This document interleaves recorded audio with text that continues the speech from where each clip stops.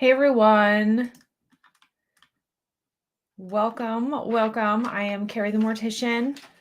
We are going to chat a little live Q&A today about death care questions, embalming, cremation, caskets, whatever it is you'd like to ask about.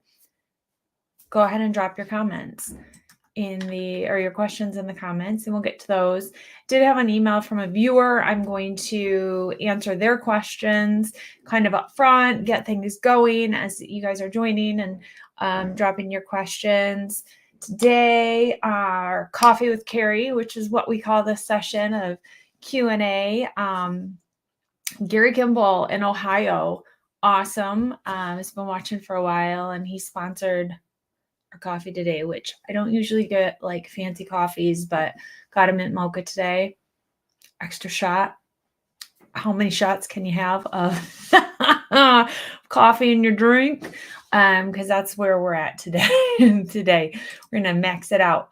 I was talking yesterday. I've got that 3 a.m. wake up thing going on, the witching hour they call it, and I can't get past it right now. I'm just stuck in the 3 a.m. witching hour, but who knows? I think it's just because my brain does not stop running.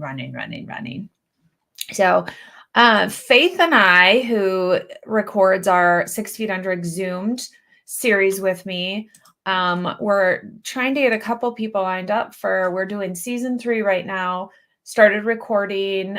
This Sunday will be episode 1 and then episode 2 next. And we want to keep recording and get them rolling for this season, but would love to have a couple viewers that want to join us for an episode or two. So if you love 6 Feet Under, you love season 3, you have a favorite episode in season 3, shoot me an email.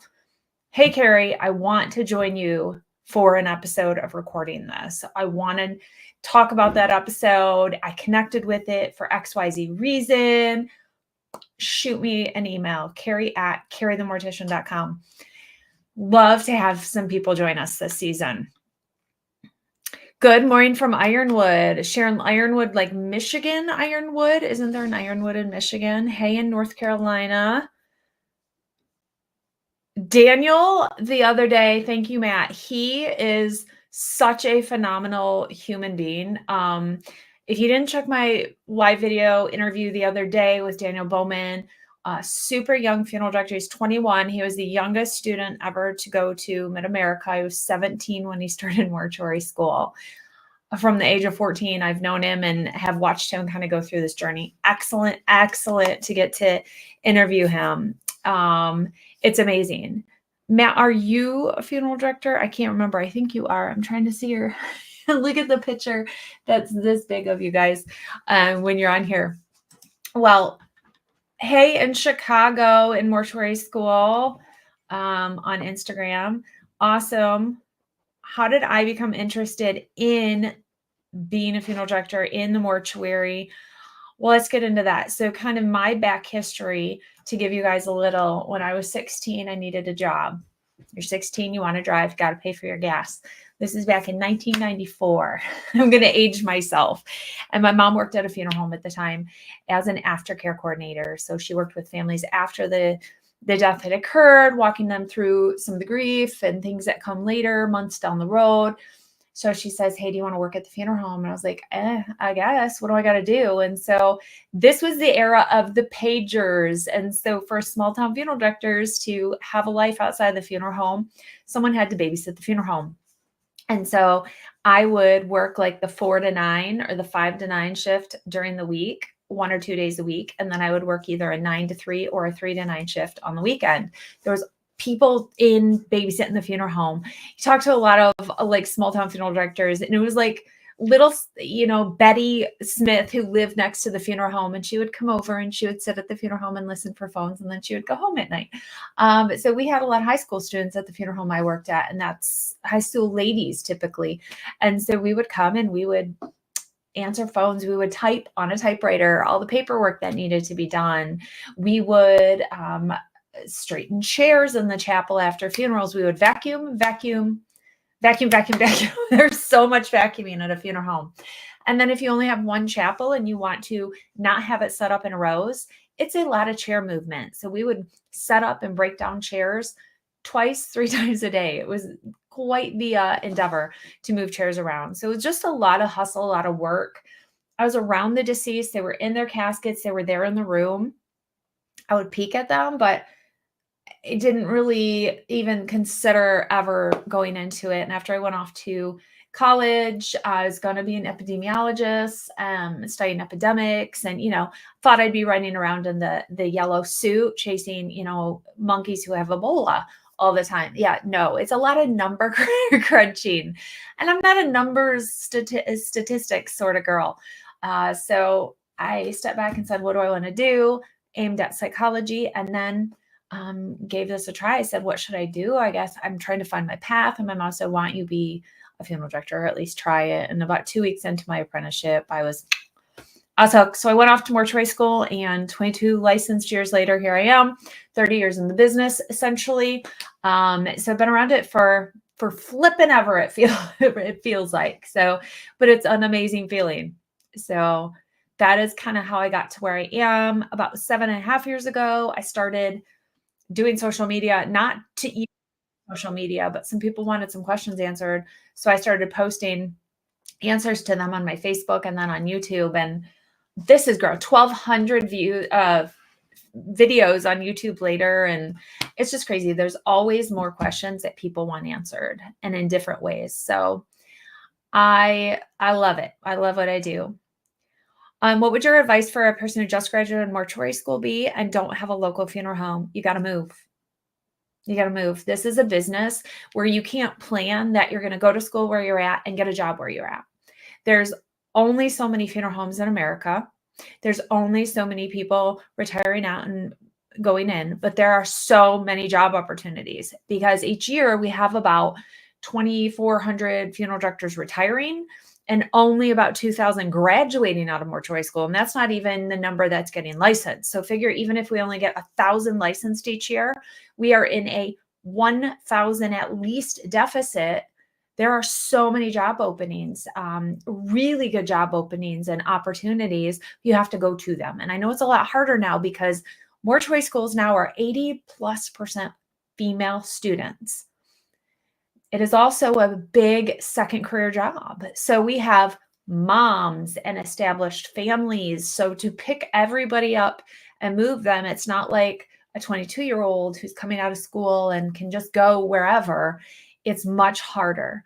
So the best is to try and get an established connection with the funeral home, then do some shadowing, working in the funeral home, seeing if you really like the job, if it's the right fit for you. Is what you want to do in the funeral home something you need to even be licensed for, or is it something you can go right away to start working? So there's a lot to it to look into when it comes to that.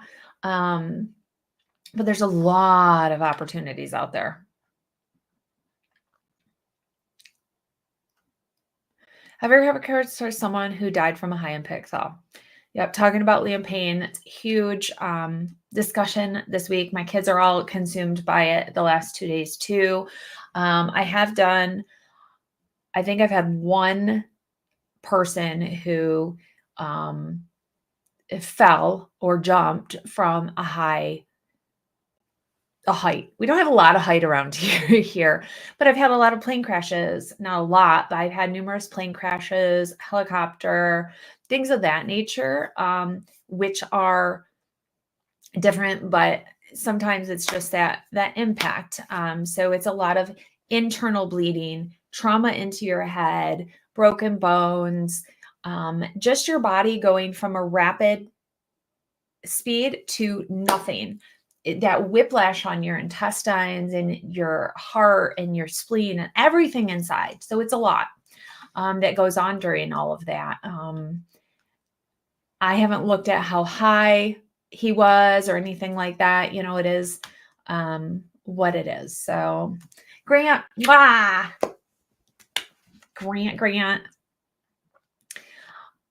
Oh, I'm going to hop over to a couple YouTube and everything questions. Here we go. Oh, you guys are on from everywhere. I love it. All over the country. It's amazing. Sweet dreams. Yes, this is live right now. So it'll be a video that is there later. You can go back and watch. Thank you guys for all the nice comments. My goodness. Is it an actual law in Michigan that only licensed embalmers can be in the prep room during an embalming? Or is it up to the policy of the funeral home? Yes, most states you have to be licensed as either an apprentice or a embalmer or funeral director, which is one license in Michigan, to be in the preparation room caring for the deceased. Other areas where you're dressing, hair, makeup, those areas like a care center, you may not need to be licensed. It all depends on the state. Yes, some funeral homes will allow in some assistants, things like that. There's nobody standing there to oversee it, but it needs to be a licensed funeral director, embalmer that's doing the embalming, doing that care, or an apprentice. Are Batesville caskets the best in the industry? Not going to play favorites to anything. And I don't think that there is a best. You've got hardwood companies that are far more superior, but their line of metal is not superior. So you have where there's going to be pros and cons and betters and worse. I have seen a deterioration in quality with some caskets where you're still paying for the same thing, but it's not as great craftsmanship and everything because they're being more mass produced, not as skilled at them. And that to me is sad. But I think that goes across the board with a lot of things in society that we use, that quality has gone down as things are automated, as labor is not cared for and paid enough and given enough, time and stuff. It's push out product and not have as good of quality in a lot of areas. So, we see that across the board too.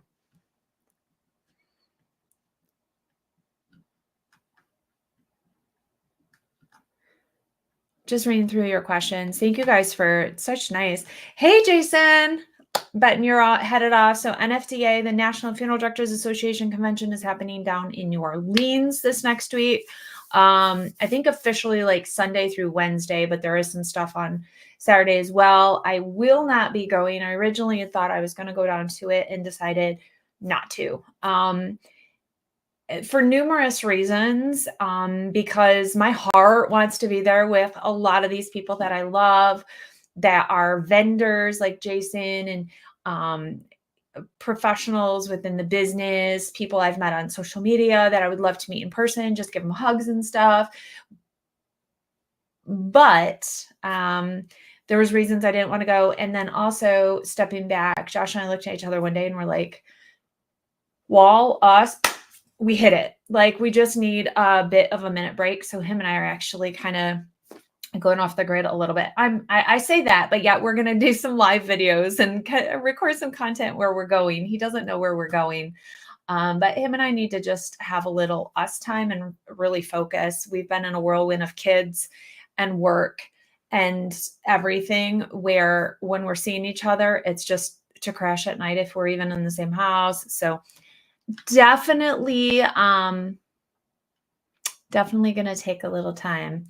So Fenton, I watch all your videos. The one about gold teeth kind of confused me. All the things you do to the body during embalming, what is pulling out gold teeth that cannot be done by an embalmer? That is removing something from the body. And that's not what we do. We don't take things apart from the body. I'm not a dentist. I'm not yanking out teeth. Not happening. You may find an embalmer who does it, but that's you're talking about embalming. And then the other is mostly requested before a simple cremation. We're not doing anything to the body except possibly removing a pacemaker because we need to for safety reasons. But why would we yank out a gold tooth? Like the gold tooth is worth a very minimal amount. I am not going to be yanking out gold teeth. The family can come on in with their pliers and go ahead and do it. Don't ask a funeral director who's not a dentist to do something if you as a family member are not willing to do it. That's not my role to take out teeth. ludicrous. Like, yeah, nope, not taking out teeth. It's not really worth much. And that was a huge part of that video was gold teeth are not solid gold. You're not carrying around like thousands of dollars in your dental work. It costs that much because of the labor. The gold filament lining around it is worth hardly much, like upwards maybe $100, depending what it is made out of, like what kind of gold, if it's even gold. There are so many people that are led astray that think they have this gold tooth in their mouth. It's really this like almost gold filament kind of thing that goes around it. It's not actually a gold tooth. So it's this misconception that people have about all of it. And unfortunately, it's one of those bubble boop bursters that we have to do as funeral directors and embalmers is tell people, I'm sorry, that gold tooth really isn't worth much. And no, we are not going to take it out, but you can pay someone to come do it if that is worth it to you.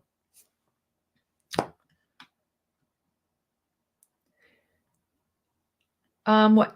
Oh, you guys are talking. What time is it there? What's better, plastic or metal casket cranks?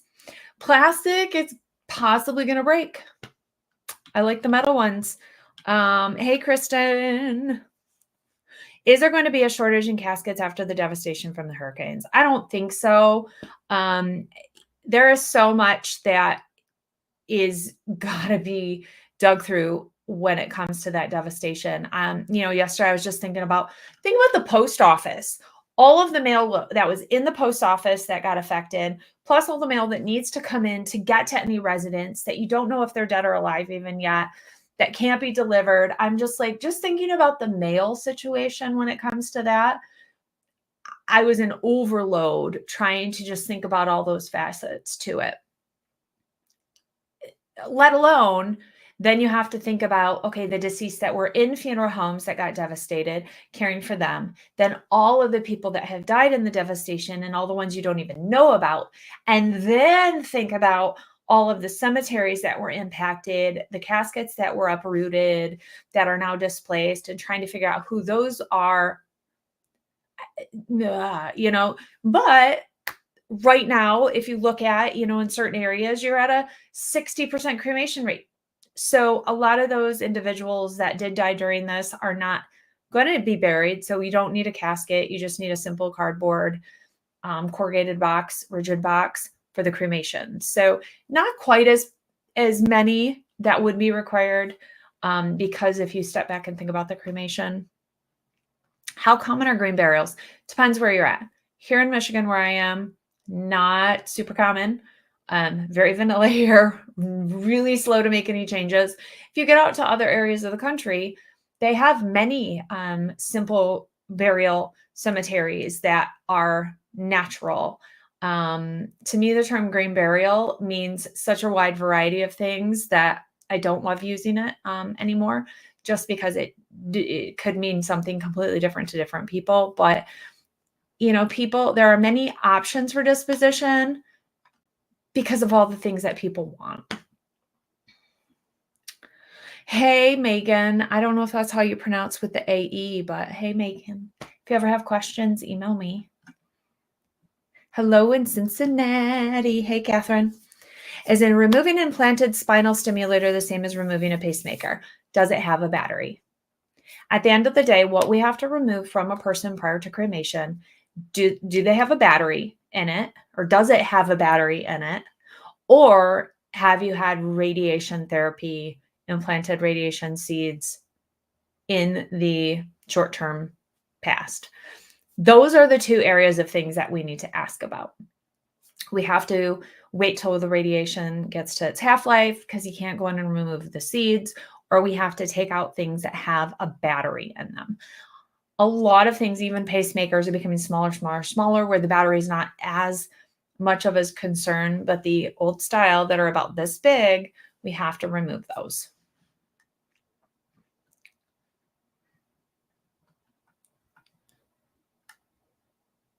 Dustin, that would be super fascinating. So Dustin does cemetery restoration, has gotten calls to help Florida's old cemeteries.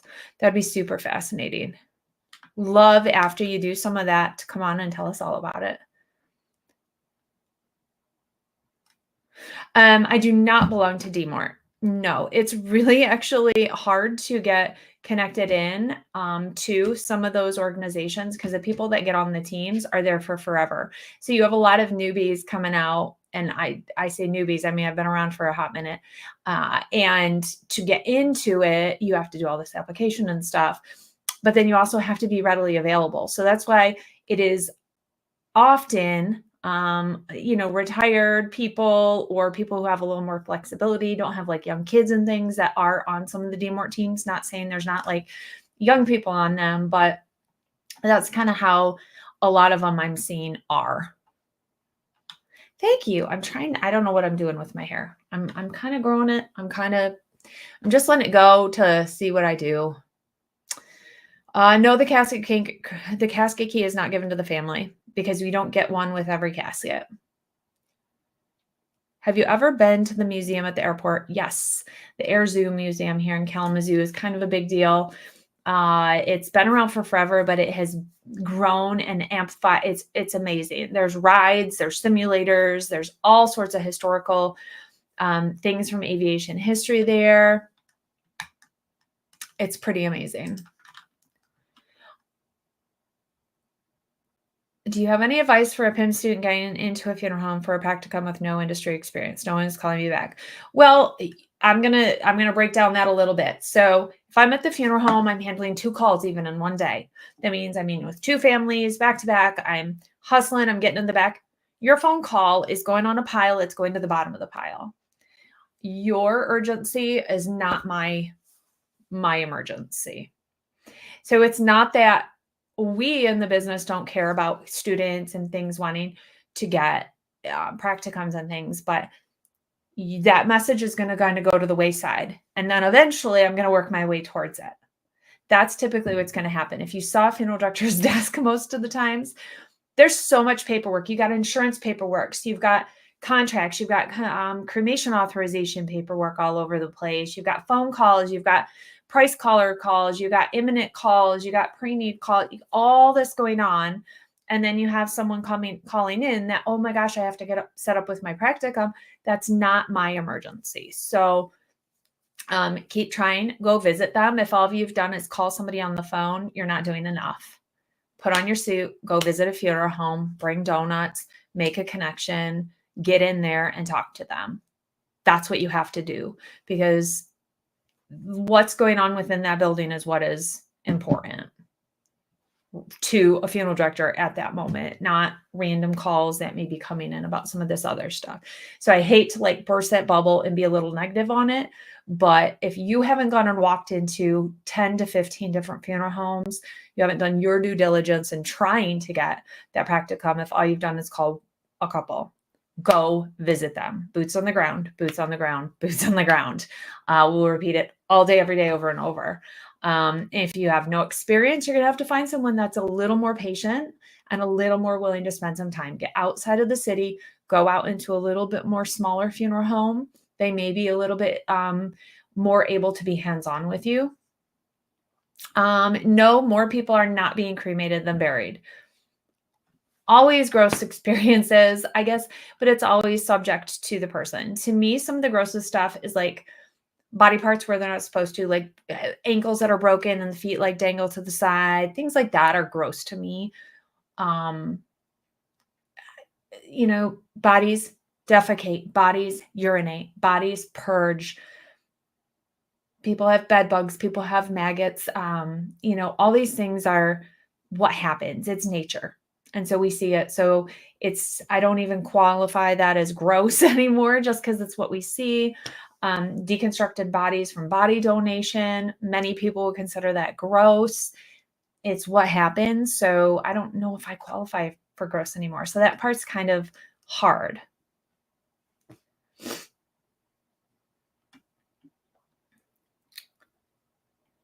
Elon Musk's robot, I would love to see it tackle an embalming. That could be fascinating, but it's not a standard thing. You have to react to what the body's doing and has to fully think and know all of these scenarios. So it'd be a lot of information to input into it for it to be able to logically think through what's happening. Yeah, I don't know. Leslie Dewey, I missed your story, but it looks like maybe you had a loved one that had been dead for a while when they were found. Um, I'm not a forensic anything. I'm a funeral director and embalmer. They're able to tell through the autopsy and deciphering through like text messages and things that the person did, receipts, maybe when last known alive, and then they can decipher down to a better timeline of when the person died. But it sounds like if they needed to do DNA, they had been done for a very long time. You know, human composting. So, how do you foresee the industry changing due to the rise of the legality of human composting? So, right now it's only legal, and I think it's 11 states right now, or something like that. So that's going to increase, but then you have to have someone, a practitioner in that state, start a facility. It can be legal, but you have to have a facility to do it. So I think it's going to be another option that is on the choice wall, just like cremation, burial, natural burial, alkaline hydrolysis. All of these things are options. Even if it's legal in your state or not, you can still have it done. Your body is then shipped to the state that it can happen in. So you can have it done no matter where you're at. You're just going to have a little extra cost because of the travel. But I don't think it's going to overtake everything. I think you're always going to have these options available for all the things that people want. If you have a viewing followed by cremation, you may purchase either a one-time use casket and then it is cremated with a person, or you do a rental casket where the interior is a one-time use, stays with the deceased, and they're in a box and they're cremated. The shell of the casket is what is a rental. So you have two options when it comes to that. Woo, Julie, you're starting mortuary school at 46. See, it is a perfect later in life career. And I see more and more people doing it, and I love that. So Dustin is doing these grave restorations now. Had some graves that had sunk to where we had 4 lead caskets pop up when it flooded. Were they identifiable, like they were clearly in the spaces they were in? Or are you having to take them to then identify the people? No, SEI is not taking over the funeral homes. Terry, yes. You don't have to remove pacemakers for alkaline hydrolysis because it'll be there after. And you can take it out of the remains. So it's not going to have the same effect. Why don't you become a professor at one of the mortuary schools? I am a professor at a mortuary school. I'm an adjunct professor. So I teach one class for a mortuary school. But I work at the funeral home, and then I do all the social media, and then I do my mom and I do all these other things too. It's wild. So Mark had sent me an email and asked some questions. What is the purpose of embalming? So embalming is a temporary preservation process. This is not meant to have your loved one looking perfect for all eternity. This is hoping we can slow down the decomposition process to control viewing and to have a ceremony for the individual prior to cremation or prior to burial. That is it. This is not meant so you can dig your loved one up a year later and look upon them and them look the same. That's not what embalming is meant for. So if anyone tells you and promises you that, they are lying. This is temporary. Is it really helpful to be embalmed? Yes. If you want to have a viewing, I say yes, because we can control the color. We can control what's happening within the body. Mother Nature is going to win. She is just going to win. So she is going to do what's going to happen at some point. We can't control that. So in the middle of viewing, you could start purging stuff out of your mouth. So everybody that's there is going to see that if you're not embalmed. The likelihood is higher. Yes, we can pack you in some, cool things, and we can do all sorts of things. You can listen to all the lectures on home viewings, home burials, natural, all of it. But at the end of the day, embalming is the strongest possibility you have of controlling how someone is to get them to the point of service. Especially now, people are waiting 1 to 2 weeks out for services. Not the standard 3-4 days anymore. So we're having even more of a challenge. getting these people to look their absolute best because we're waiting so long, and medications that are being pumped more and more and more into individuals counteracts the embalming fluid. And so we're dealing with some of that. There's a lot more challenges we're up against, and we're also being asked to hold their loved ones longer, but still make them look absolutely amazing. So challenges are great there. Challenge accepted. That's part of it, is getting this challenge of doing that and hoping that we win in the end and that your loved one looks the absolute best.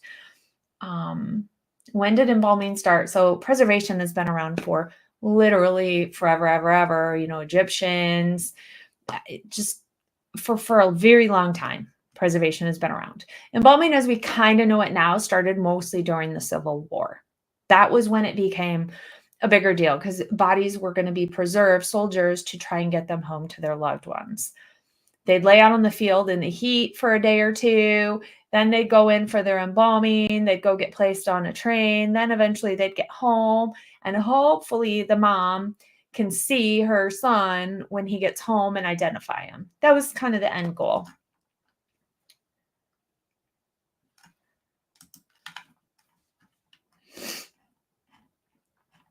Ooh, scrolling through these questions. Understanding that industry demand is unpredictable, what path would you suggest for a more solidified, consistent work schedule in this industry? Nothing depends on your license or anything. It depends on the funeral home you work at. Every single funeral home is built differently, has a different dynamic, has a different work schedule, everything. There's funeral homes that don't embalm at night. There's funeral homes that only use removal services at night. So there are funeral directors work 8 to 5 and then go home. They don't work calling hours or visitation, none of it. So it's all about the funeral home you work with and for. So there's a lot of people who their first job out of mortuary school, it's a terrible, terrible culture within the funeral home. They're overworked, overused, not appreciated, don't have a good work, home life balance. And so they blame the business and the industry when it's not. It's the employer. It's that one funeral home. So if it's not doing great, move over to another funeral home. Just like any business, anywhere you work, it's going to be different within each one. People are waiting longer to hold services, I think, because they want it to be convenient for them. Just like everything in our world. This doesn't really work for me, guys. That's the society we live in. We want everything to really work for us. Oh, I'm just not feeling like going to work today, so I'm not going to, because it just doesn't work for me. That's kind of where we're living. And so people are wanting to extend out. Everybody's wanting to do Saturdays. And what I tell people, Saturdays don't mean more attendees. Evening means more attendees. Saturdays, people have things scheduled for months out. Weddings, graduations, sporting events for their kids or grandkids. They're traveling. They're going and doing things. They've got things on their schedule on Saturdays. It does not mean people are waiting around to attend a funeral. So Saturdays do not yield more people. I feel like I'm a bubble burster today. Dustin, some caskets we are finding are in good condition and some are not in good condition. Some bodies in the old caskets we are finding are in good condition, some are not. I would admit, there's not going to be a straight answer on it. We're finding that some graves are washed away and some headstones are washed away, have found new graves and new headstones that have sunk in the ground. Are water-based embalming fluids safe? What do you mean by water-based? Bicycle versus car. Is there an autopsy done automatically? No. It depends on the county and what they do. Your coroner, if you have a coroner system, we do not have coroners in Michigan. We only have the medical examiner. But they have investigators. That is who is going to determine if the person is going to have an autopsy or not.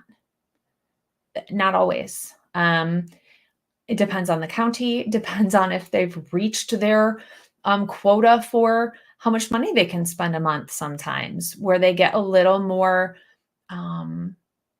reserved on who they require to be autopsied. Typically, if you're under 18, you have to have an autopsy. If you are not, if you don't die of natural causes in a care facility like a hospital or under hospice care. And then it goes before a fetal death board or an infant death board, youth death board, just to review to see what's going on. But I have had suicides that have been autopsied, suicides have not been autopsied, car accidents both way. It's not a straightforward always situation. I would say more so if it is a bicyclist hit by a car, they're going to probably more than likely do one because you have a possible vehicular manslaughter type situation, something like that. So just because there may be a lot more legal transaction after, they may require it. What's the best economical funeral to have if you do not have a lot of money? So what I hate about death care is that we have divided out cremation and burial to cost effectively be why people choose things. And I hate that because there's people who do not like cremation for themselves, but they have to choose it based on cost. So I wish they both cost the same and then you add it on some other, but it doesn't. So cremation is definitely more cost effective.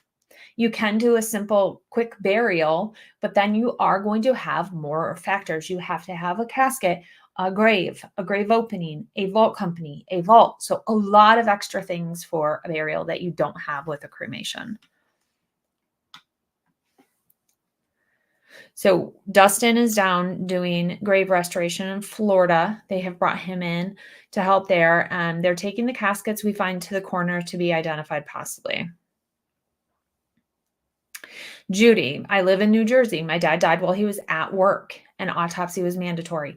Yes, if someone dies while on the job, they are going to require an autopsy because of OSHA, the company, because if they are on the clock, the company then may be liable for some things. And so they need to cover their butts and do due diligence. And so it adds in a whole extra layers. Just like if you get in a car accident while you're driving on the job, you're going to have to go in and get a blood alcohol. You know, there's all these things when it comes to OSHA and it comes to workplace death. Switch back over. Would that be possible? My dad died 4 years ago, and I remember at his funeral really wanted to kiss him on the forehead, but I was afraid to get sick from pneumonia that he had or from the embalming. No, you're fine. You can kiss your loved one on the head. You're fine. Completely fine to do that. The embalming is not going to make you sick giving them a kiss on the head. The pneumonia is in their lungs, and they're not expelling anything at that time. Do you have to have the land to do a green burial on your own? No, you can't just go and bury bodies on your land. It is super illegal in a lot of places, and you need to get very special permits. You have to put it on the deed to your land and your home. I picture it as a big red stamp that says body buried here. I know that's not what it looks like, but in my mind, that's what it appears like. So there's a lot to it. You need to call your township or your city or county, depending kind of where your home and property are located, if you ever want to do something like that. Who pays for an autopsy? If it is required by the coroner medical examiner, the state pays for it. You can request a private autopsy. You are going to start around $2,500 to $3,000 cash up front. And that is going to be your starting point. They can run upwards of over 5,000, depending what testing or anything that they want run. So many people do not actually follow through to do the private autopsy because of how expensive it is. Hello over in the UK. Hey, it's evening over there. Let's see, some other question. Dustin, back to Dustin. I love what you're sharing, Dustin. Thank you. The old cemeteries we are doing do not have very good records. We're having to plat out the cemeteries all over again. We found where old buildings have been, where Potter's Field were. It's so fascinating. How long do you think you'll be there, Dustin, doing that? We should get you on to interview you soon. Shoot me an email if you can. Kari@karithemortician.com. Let's try and do that. Yeah, we've got just cemeteries here. We had one, and this old guy ran it, drove around in his dumpy old pickup truck, and his record keeping was on sheets of paper.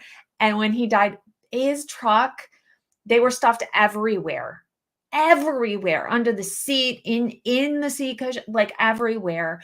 And so they had to go through note by note to try and make sure they had all the information that was up here for him and on all these notes that they got written down, and tried to make sense of all of it. So, it's not always the most logical system when you have these cemeteries. I know my sister, the local cemetery in the town I grew up in, she was doing a lot of find a grave stuff, and they asked her if she would plot out the cemetery in our town to show the filled graves and to see how many open graves. So she did. She went through, she laid it all out, plotted it out, used her engineering background, and yeah, it's pretty wild. Awesome, Dustin. I would love to have you on. Yeah, just shoot me an email so we have connection, and we'll get you on here and we'll chat about what you're doing down in Florida. I think everybody would like to hear about it. Oh man, so I love this question because I just did a video on this recently. My father-in-law keeps saying he wants a Viking burial at sea. I can't get him to understand it's not legal anywhere. So tell your father-in-law, ready? Pop. Vikings did not bury at sea. They didn't go out on big ships with flaming arrows. That is not how Vikings buried themselves or their people. They didn't. They buried them in the ground, or they did funeral pyres on the land. More so than not, they did burials in the ground. The movie, The Viking, with what's his name? Back in the day, and that after that movie, everybody wanted this big flaming arrow funeral that just didn't exist. There is a culture, and I'm going to talk about it in a couple of videos coming up, that you put them in a little boat, like a canoe, and send them down the river, but you don't light them on fire. So tell him that not only is it not legal, but that's not how Vikings went out. They did not go out. Today, we're going to call this episode the Pop the Bubble episode of Kari the Mortician. I think that'd be great. That would be awesome, the Pop the Bubble edition. What other questions? How long have we been on? All right, we've got a few more minutes. So Matt says, I'm always taken aback when I go down to Denver to Fort Logan National Cemetery. It must be a real task to make the headstones look perfect. So something that I have found with Josh. So Josh is my man. And he has been a burial vault installer for, I don't even know now, 28, 29 years, for forever. And it's licensed crematory operator, did body removals for a while. But he works at the National Cemetery local here now as a caretaker. So he handles all sorts of heavy equipment operating, digging the holes, sitting headstones, mowing once in a while, like all of it, burials, everything. The checks and balances at a national cemetery, which is why he loves it, because he's so detailed, is bananas. Checking, but when things, that chain of custody, when everything goes from one person to the next, they double check the name, they add a tag to like the casket, a label to it, they GPS coordinate it with a whole setup system. The checks, it's bananas, the checks and balances. It's pretty amazing. They just redid a whole section, and it was a newer section. So there wasn't like hundreds of headstones, but even if there was only 20 headstones, let's say, which was not the case, but let's just say there's 20 headstones. They were laying new sod in the whole section to get it perfectly looking for Memorial Day. Like the amount of work that the National Cemetery employees do leading up to Memorial Day is amazing, to make sure it looks perfect when you go out to see your loved one's grave. Well, they were redoing this section. It was like a 2-month process at least.